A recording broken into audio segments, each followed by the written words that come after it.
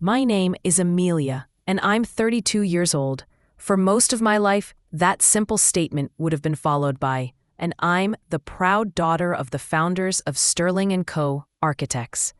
Now it's just Amelia, the daughter of a shattered legacy, the woman who learned too late that blood isn't always thicker than ambition. I remember the scent of blueprints and fresh coffee from as far back as I can remember. Sterling & Co. wasn't just a business. It was the fifth member of our family. My parents, Arthur and Eleanor Sterling, built it from the ground up, starting in a cramped apartment with a single drafting table and a dream as vast as any skyscraper they'd later design. They poured their lives into it, and by extension, so did I. Weekends weren't for cartoons. They were for sketching, for visiting construction sites, for listening to my parents animatedly discuss angles, light, and the flow of space. I was their only child, their little shadow, always eager to absorb every lesson. From the moment I could hold a pencil, I was drawing buildings, first fantastical castles, then intricate floor plans that even my father would chuckle at, saying, "Looks like we have a prodigy on our hands, Eleanor." Their pride was a warm blanket around me, a constant affirmation that I was exactly where I was meant to be. I didn't just like architecture, I lived it. It was in my DNA. Every summer, from the age of 14, I interned at Sterling & Co. I started with filing, moved to assisting on minor projects, then learned the intricacies of client relations, budgeting, and project management. I thrived on the pressure, the creativity, the tangible results of our work, shaping the city skyline. My parents always told me the company would be mine someday. It was an unspoken truth, a quiet promise woven into the fabric of our lives. "This is all for you, darling," my mother would say, stroking my hair as I pored over design sketches late into the night. "Your legacy." I believed her. I believed them both, with every fiber of my being. The only other person deeply embedded in the company, besides my parents and me, was my uncle, Robert Sterling, my father's younger brother. Robert was the charming, affable face of the company's client acquisitions. He was smooth, impeccably dressed, and had a laugh that could fill a room and disarm the most difficult clients. On the surface, he was family through and through, a supportive uncle who'd pat my back and praise my dedication. "Amelia, you've got your father's eye for detail and your mother's flair for design," he'd often say, and I'd beam, grateful for his encouragement. He had been with Sterling & Co. almost from the beginning, managing the initial client outreach, nurturing relationships that blossomed into multi-million-dollar contracts. He was indispensable, or so I thought, but beneath that polished exterior, there was always something that I couldn't quite place. A subtle shift in his eyes, a calculated pause before certain compliments. I dismissed it as my imagination. The petty anxieties of a young woman trying to prove herself in a demanding field. After all, he was family. He was Uncle Robert. I pursued my architectural degree with a singular focus, graduating at the top of my class.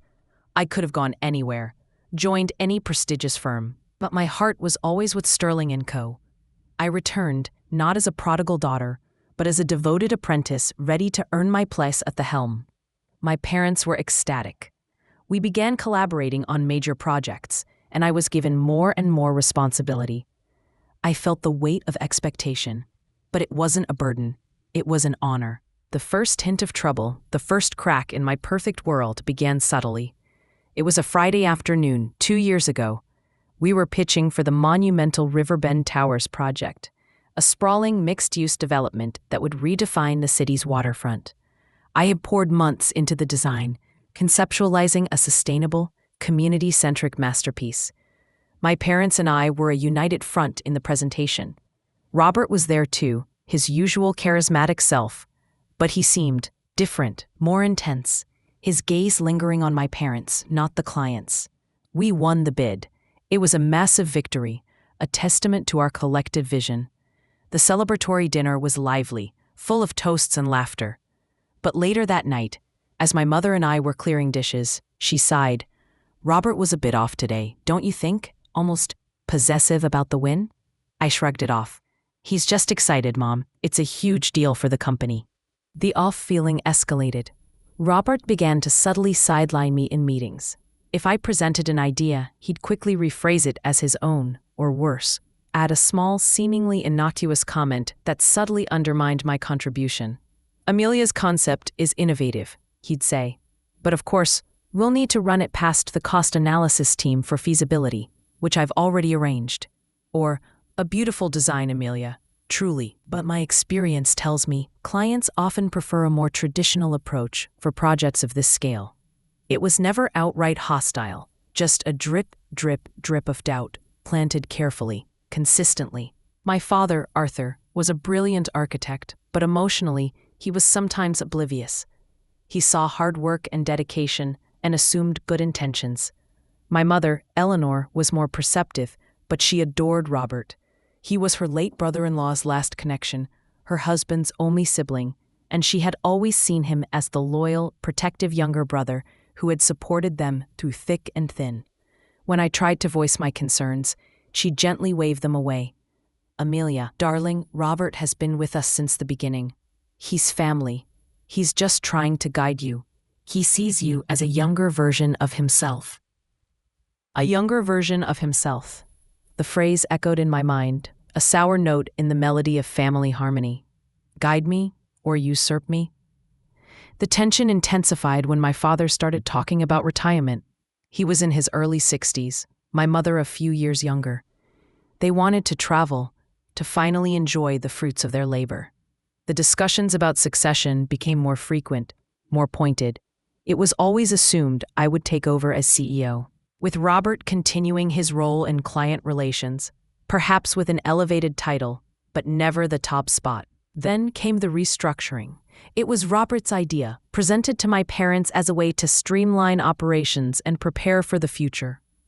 It involved creating a new executive board, formalizing roles, and, most importantly, clearly defining the line of succession. My parents, eager to ensure a smooth transition, agreed. They tasked Robert and me with drafting the new corporate bylaws. This was where the true nightmare began. Robert and I spent weeks in intense, often heated, discussions. He pushed for clauses that would give the chief operating officer, a role he coveted, immense power, almost mirroring the CEO's. I argued passionately for a clear, merit-based path to leadership, ensuring the founder's vision remained paramount. He'd smile, agree to compromise, then slyly reintroduce similar language in later drafts. I felt like I was battling a ghost, constantly chasing shadows. One evening, after another exhausting day of negotiations, I found myself in my father's study. He was reviewing a set of old blueprints, his brow furrowed in concentration. "Dad," I began, my voice hesitant, "are you absolutely sure about this restructuring? Robert he's pushing for a lot of power, more than I think is healthy for the company's future." My father looked up, his eyes tired. "Amelia, Robert is loyal. He's been the backbone of our client base for decades. He deserves recognition. And you'll be CEO. Don't worry. This is just about making sure the company runs smoothly, even when we're off exploring the Amazon." He gave me a reassuring smile, but it didn't reach his eyes. He truly believed Robert was acting in the company's best interest. His trust was absolute, almost childlike in its purity. The final draft of the bylaws was submitted to the board, a board comprised of my parents, Robert, myself, and two long-time trusted advisors, who were essentially extensions of my parents' will. On paper, it looked fine. I had fought hard to dilute some of Robert's power grabs, or so I thought. I felt a sense of uneasy victory. Maybe I was being paranoid. Maybe Robert really was just trying to protect the company. Then came the will. It wasn't a sudden death that revealed it. My parents, in a fit of efficiency, decided to update their wills, just to be sure everything is in order before we start traveling the world. They wanted to inform Robert and me personally, together, about their decisions regarding the company. It was a Tuesday morning, bright and deceptively cheerful. We sat in the grand conference room, the one with the panoramic views of the city skyline, a testament to Sterling & Co.'s success. My parents sat at the head of the long mahogany table, radiating an air of calm authority. Robert sat to my right, I to his left. My father cleared his throat, a small nervous gesture. "Amelia, Robert," he began. "Your mother and I have been discussing this for a long time. Sterling & Co. is our life's work. It's our legacy. And we want to ensure it continues to thrive, to grow, and to maintain the values we built it upon." My heart swelled with pride. This was it, the formal announcement of my assent. I glanced at Robert. He was impassive, a slight, almost imperceptible smirk playing on his lips. "We've decided," my mother continued, her voice softer, "that for the stability of the company, and to honor Robert's years of dedication." My breath hitched. My mother paused, her gaze flickered to me, then quickly away. "We are naming Robert as the interim CEO, effective immediately upon our retirement." The world tilted. The panoramic view outside the window blurred. The air in the room seemed to evaporate. Interim CEO, what did that even mean? It was a term I hadn't heard mentioned in any of our previous discussions. My mind raced, trying to process, to make sense of the words. "And Amelia," my father interjected, his voice firmer now, "you will continue as head of design. Your talent is undeniable, and we believe this structure provides the best of both worlds. Robert's leadership experience, your creative vision. A perfect synergy. A perfect synergy." The words tasted like ash. My ears were ringing. My vision tunneled. I looked at Robert. The smirk was no longer imperceptible. It was blatant, triumphant. He met my gaze, and for a fleeting second, I saw something cold and utterly ruthless in his eyes. He didn't just want recognition. He wanted everything. "Interim?" I finally managed to whisper, my voice hoarse. "What does interim mean, Dad?" My father sighed, a deep, tired sound. "It means he'll lead the company for the next 5 years. After that, we'll reevaluate. It gives him time to truly stabilize things, to transition us into this new era. Then, Amelia, you can take the reins when the time is right." 5 years. 5 years of Robert at the helm. 5 years of him cementing his power, potentially dismantling everything I believed in, everything I had worked for. It was a lifetime in business. It was a death sentence for my dreams. "That you always said I was the one to take over," I stammered, my voice cracking, betraying the turmoil inside me. The tears pricked at my eyes, hot and insistent. I refused to let them fall, not in front of Robert. My mother reached across the table, her hand resting on mine. "Amelia, darling, this isn't a demotion. This is about ensuring stability. Robert has years of experience in management. You're brilliant, truly, but you're still young. This is a stepping stone, a chance to learn from the best." Learn from the best? Learn from the man who had just stolen my future? The sheer audacity, the thinly veiled condescension, made my blood run cold. Robert cleared his throat, his voice oozing false sympathy.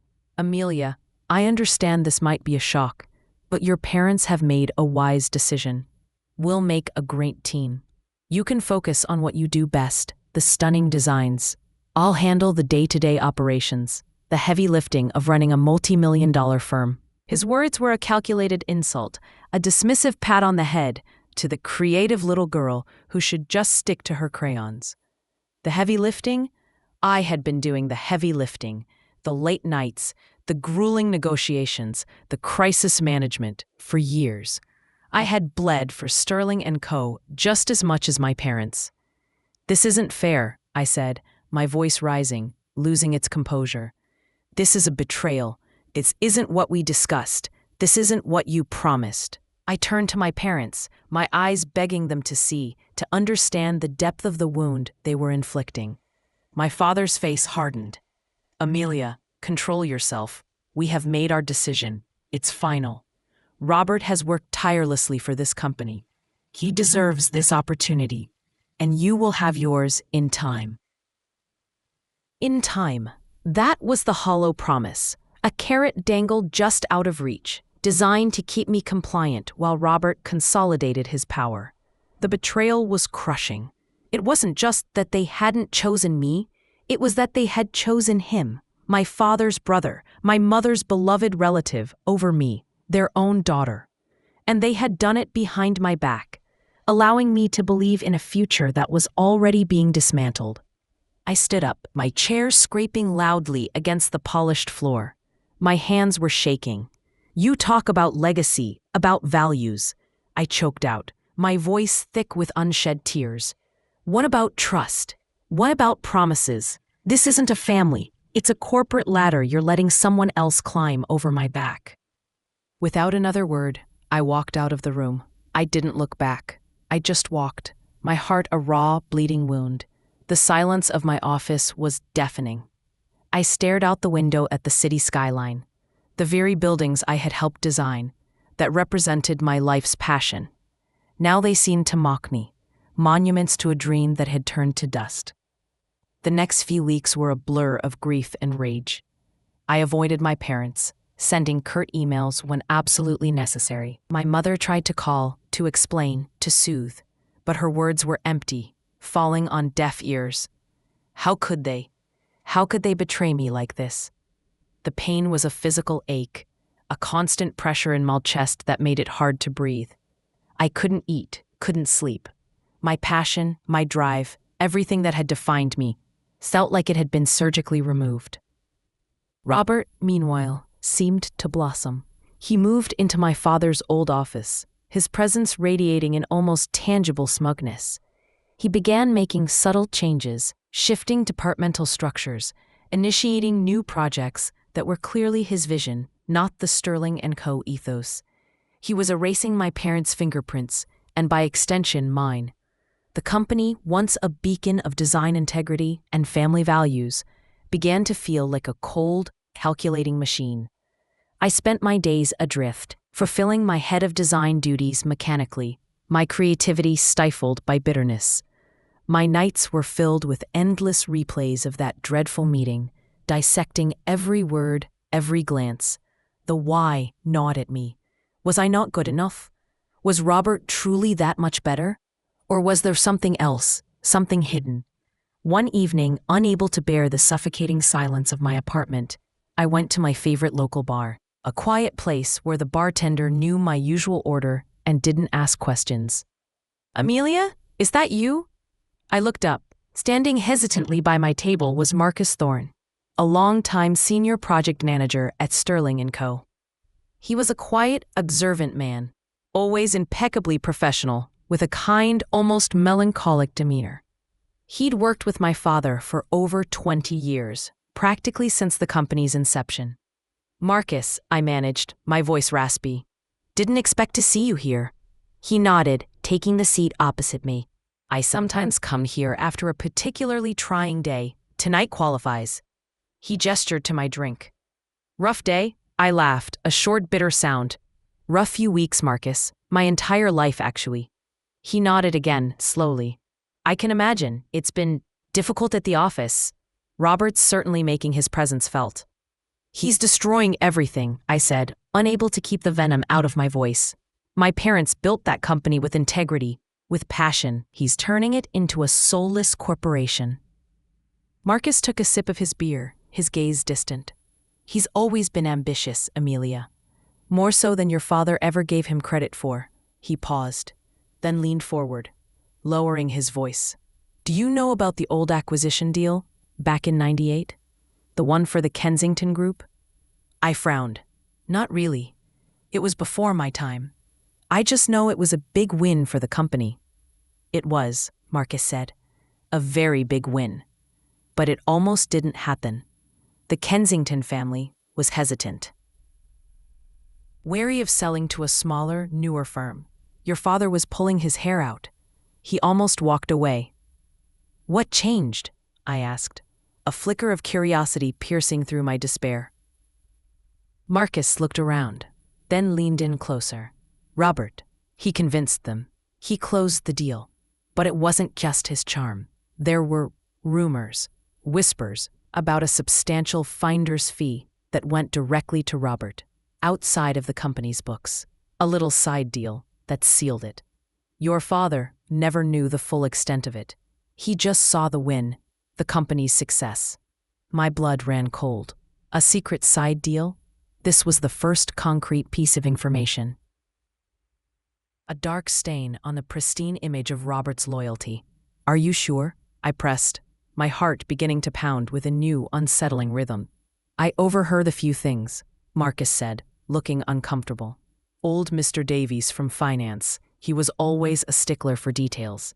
He muttered about it once, years ago, after a few too many drinks at the Christmas party. Said Robert had played them all for fools. Davies left the company not long after, saying he couldn't work under questionable ethics. Mr. Davies, I remembered him vaguely, a quiet, meticulous man who had seemed to disappear without a trace. I had assumed he retired. Now a new picture began to form. "Why are you telling me this now, Marcus?" I asked, my voice barely above a whisper. He sighed, running a hand through his thinning hair. "Because I respect your parents, Amelia. And I respect you. You're the heart of that company. Robert, he's always been about himself. This interim CEO role, it's just a smokescreen. He'll never give it up. He'll find a way to make it permanent. He's probably been planning this for years." The conversation with Marcus was a turning point. It didn't solve anything, but it ignited a spark within me. The despair began to recede, replaced by a cold, simmering rage. Betrayal wasn't just an emotional wound now. It was a crime, and I suddenly felt an overwhelming need for justice, for truth, for revenge. I started my own investigation. It was painstaking, meticulous work, performed in secret, late into the night after everyone else in the office had gone home. I used my access to the company's old digital archives, cross-referencing dates, names, and transaction records. The old filing system, the one I had helped organize as a teenager, proved invaluable. I searched for anything related to the Kensington Group acquisition. It was like peeling back layers of an onion. I found discrepancies, small, almost invisible anomalies in the financial ledgers from that period. There were payments to a shell company, Phoenix Holdings, that had no apparent connection to the Kensington deal. The amounts were large, structured to avoid immediate red flags. And the signature authorizing those payments, it wasn't my father's, it was Robert's, acting with a power of attorney that had been granted to him for a completely different project at the time. A temporary, limited power of attorney that he had clearly abused. The more I dug, the more I found. Phoenix Holdings appeared again, years later, linked to other acquisitions, other finder's fees, each time funneling money directly to Robert, disguised as legitimate business expenses. He had been siphoning off funds, building a secret fortune, all while my parents trusted him implicitly, viewing him as a loyal partner. The interim CEO role wasn't about stability. It was about gaining full control, gaining access to even larger sums, and burying his past misdeeds under a mountain of new paperwork. The realization hit me with the force of a physical blow. This wasn't just about my inheritance. This was about systematic fraud. This wasn't just Robert betraying me. He had been betraying my parents, the company, and its very foundation for decades. The man they had loved and trusted like a son had been a viper in their nest. The rage was no longer cold. It was a roaring inferno. But it was a controlled rage, channeled into a singular purpose, exposing him. I knew I couldn't confront him without irrefutable proof. He was too cunning, too manipulative. I needed a plan, a stealth revenge. My strategy was multi-pronged. First, I needed to gather all the evidence into an undeniable, coherent pace. I meticulously copied files, cross-referenced bank statements, and even tracked down old Mr. Davies, who, after much convincing and seeing the gravity of my evidence, agreed to give a sworn statement. He had kept his own detailed records, a personal safeguard against Robert's shady dealings. His testimony was the missing link, confirming my suspicions. Second, I needed a way to present this evidence to my parents in a way they couldn't ignore or dismiss. They were still blinded by their affection and trust for Robert. I knew a direct confrontation would fail. They would protect him. Third, I needed to anticipate Robert's moves. He would fight back, fiercely. I consulted a brilliant but expensive forensic accountant and a top-tier corporate lawyer, both recommended by Mr. Davies. I used a portion of my personal savings, knowing this was a high-stakes gamble. The lawyer, a formidable woman named Evelyn Reed, listened patiently as I laid out my case, her expression impassive until I finished.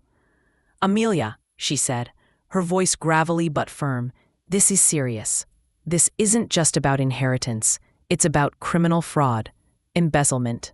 It could put Robert in prison for a very long time, and it will destroy your family." "He destroyed my family," I retorted, my voice tight with emotion. "He destroyed my parents' legacy. He stole my future. I'm not doing this for revenge alone, Evelyn. I'm doing it for justice, for everything Sterling & Co. was supposed to stand for." Evelyn nodded, a flicker of something resembling respect in her eyes. "All right, we build an ironclad case, we make it undeniable, and then we choose our moment." The plan began to take shape. Evelyn advised against going directly to my parents first. "They'll close ranks," she warned. "They'll protect him, or worse, they'll try to hush it up to avoid scandal. You need a lever." The lever, we decided, would be the upcoming annual Sterling & Co. shareholder meeting.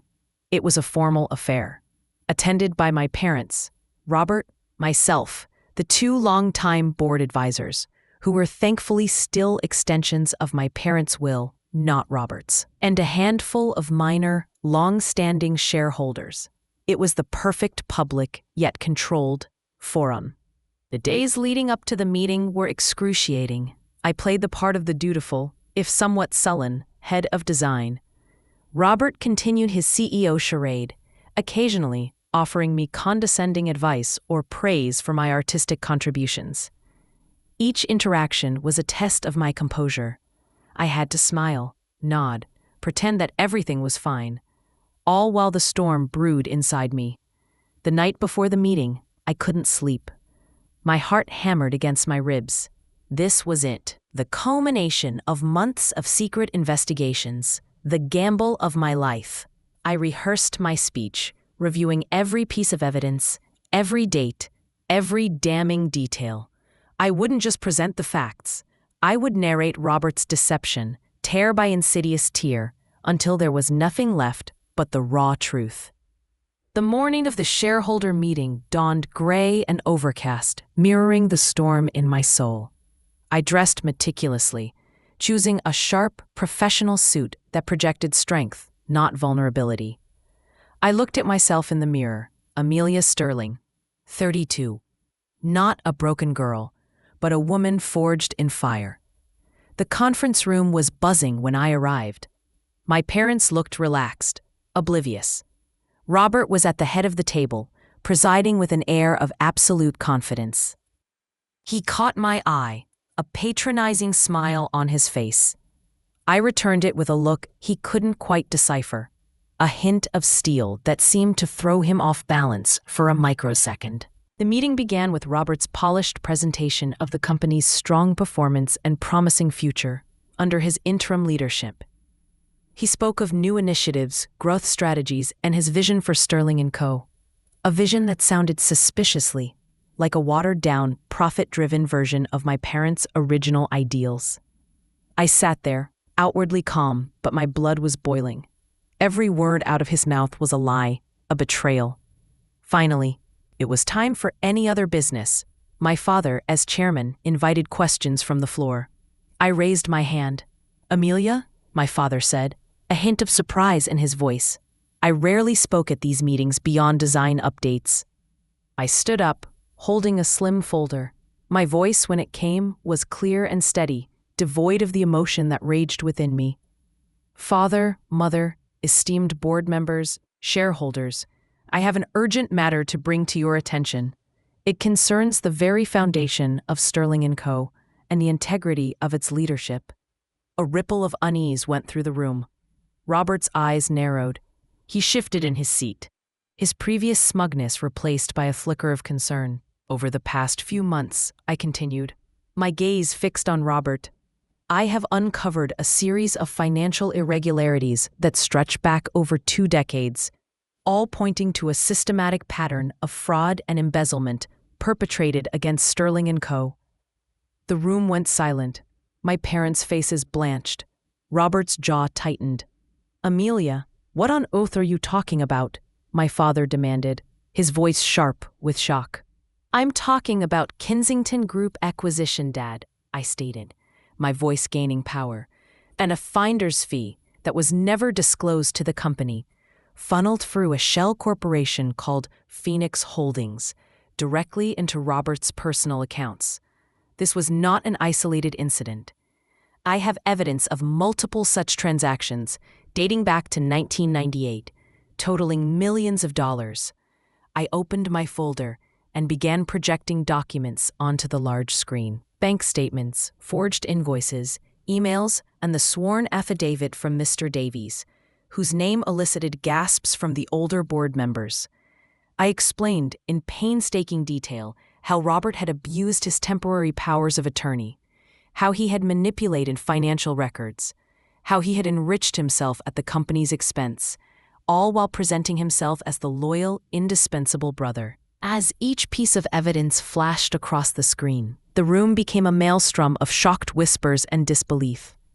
My mother's hand flew to her mouth, her eyes wide with horror, as she looked from the screen to Robert, then back to me. My father sat frozen, his face a mask of utter devastation. Robert, for his part, tried to regain control. "This is outrageous. Slander. Amelia, you're mentally unstable. This is a malicious attack because you didn't get your way." He stood up, his face contorted with rage, pointing a shaking finger at me. "She's fabricating all of this. She's jealous." "Am I, Robert?" I challenged, my voice ringing with authority. "Or are you just terrified that your decades-long scheme has finally been exposed?" I clicked to the next slide, a detailed flowchart of his illicit transactions. Each of these payments, each of these shell companies, each of these forged documents, they all lead back to you. I have forensic accounting reports, verified by an independent firm. I have a sworn testimony from Mr. Davies, who witnessed your initial illicit activities, and I have the patterns of your lavish spending, far exceeding what your official salary could ever support. I paused, letting the weight of my words hang in the air. You didn't just betray me, Robert. You betrayed my parents, who loved and trusted you unconditionally. You betrayed the very company they poured their lives into. You stole from them, from their legacy, for decades, all while pretending to be their most loyal ally. My mother burst into tears, covering her face with her hands. My father finally stirred, his eyes burning with a mixture of grief and fury as he stared at his brother. "Robert," my father said, his voice low, dangerous, "is this true?" Robert stammered, his usual charm completely gone, replaced by desperation. "Arthur, no. She's lying. She's twisted everything. She's trying to ruin me." He looked around the room, pleading with the board members, but their faces were grim, their eyes fixed on the damning evidence on the screen. "We have contacted the authorities, Robert," I continued, my voice steady, delivering the final blow. "The police are waiting outside. They have a warrant for your arrest based on the evidence we've provided." At that, Robert's face went ashen. He lunged at me, a wild, desperate look in his eyes. "You little witch! You ruined everything!" But he was quickly intercepted by one of the board advisors, a burly former military man, who held him back.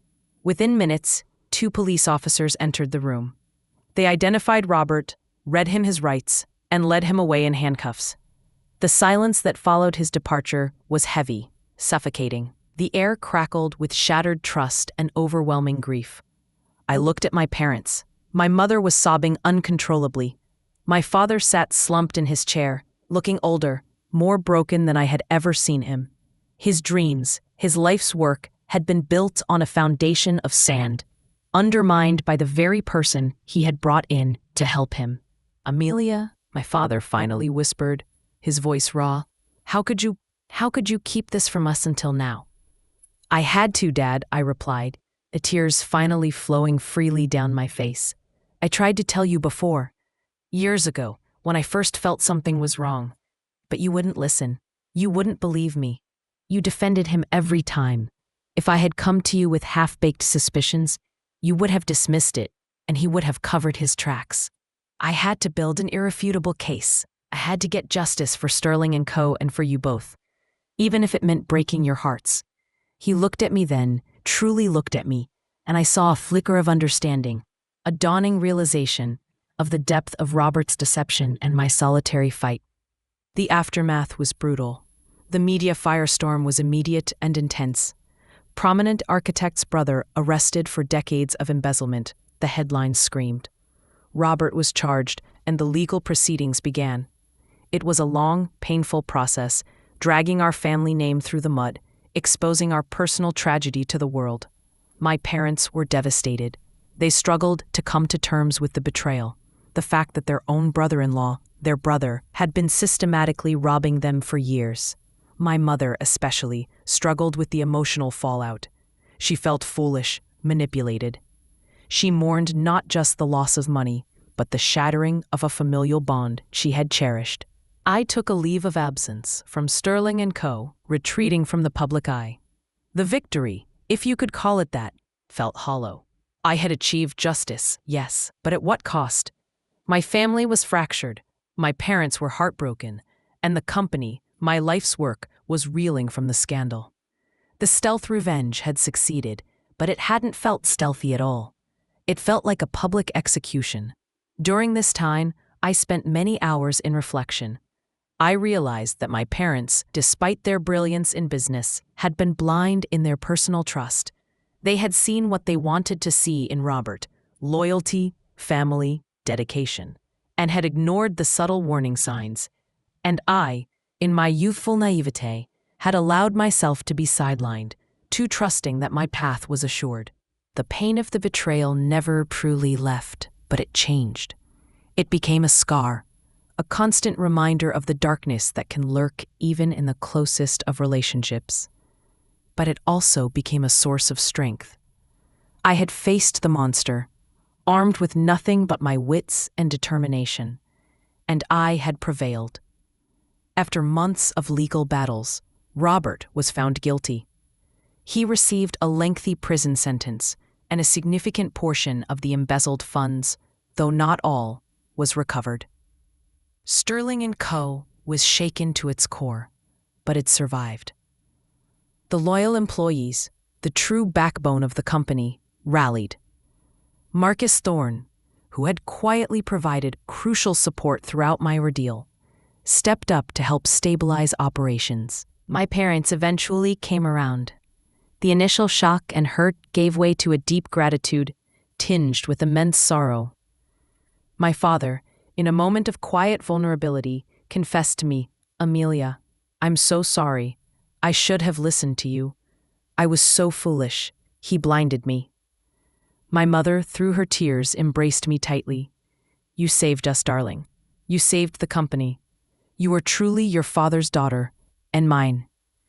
Their words, though late, were a balm to my wounded soul. The bond with them was slowly, painstakingly rebuilt, stronger and more honest than before. We acknowledged the pain, the lies, and the hard truths. When my parents formally retired a year later, the decision for my succession was no longer in question. There was no interim anything. I was named CEO of Sterling and Co. The company was bruised but not broken. It needed a leader, a visionary to restore its reputation and its soul. My first act as CEO was to institute rigorous new financial transparency protocols, ensuring that no one, no matter how trusted, could ever exploit the company again. I also refocused the company on its core values: innovative design, ethical practice, and a commitment to community. It wasn't just about rebuilding the business, it was about reclaiming its integrity. The road ahead is long. There are still whispers, still remnants of the scandal, but I face them with a clear conscience and a steely resolve. Sterling and Co. is not just my parents' legacy. It is my legacy now. A legacy forged in betrayal, yes, but also in resilience, in the pursuit of truth, and in the quiet strength of stealth revenge. I learned that family can wound you deeper than any stranger. But I also learned that justice, though painful, can set you free, and that sometimes the greatest strength is found not in avoiding the fight, but in rising to meet it, head on, with unwavering conviction. This is my story. This is how I fought back. And this is how I finally began to heal.